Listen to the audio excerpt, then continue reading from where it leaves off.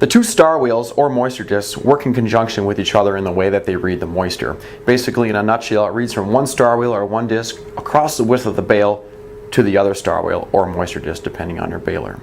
So you kind of have to think of the moisture, the way it reads the moisture, in a loop, from one star wheel to the other, down the harness to the processor, and back to our star wheel again.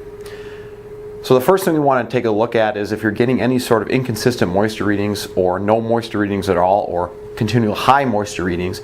First, we want to look at the integrity of the harness. Make sure the harness is in good shape, it's not compromised or cut or pinched or corroded connections or anything like that. Next thing we want to take a look at is the star wheels themselves. Make sure that they're running in a nice straight line, make sure the teeth aren't damaged or anything and they're making good contact with the bale.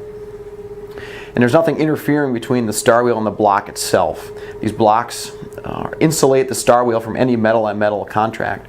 If you're getting metal-on-metal contact between the star wheels and a twine diverter, or on the back side of where they're mounted, or on the round baler with the moisture bolts, you're going to get a flawed moisture reading.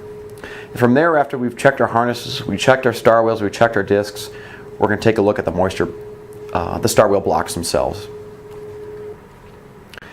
So if our star wheel is loose inside the star wheel block, or if maybe our harness connection is loose, we may want to look inside the block and see what's going on. So on the outside of the block is you have these four little screws. You're going to want to remove these screws. As you can see, this is what the moisture harness looks like. It comes in through the side of the star wheel block through this black grommet. And you can see that there's a little wire loop on the end of the harness. This wire loop fits over the stud on the swivel, and the swivel is what makes good connection with the star wheel itself as it spins. The little nut secures the wire loop to that swivel, and then when installed, the little nut should be about hand tight and everything should be clean, dry, and snug inside the back of that block. Another thing to take a look at with these star wheel blocks is your snap rings. If you're getting any sort of side-to-side or in-and-out play with these star wheels where they might be loose inside the block, it could be because your snap rings are maybe compromised or loose.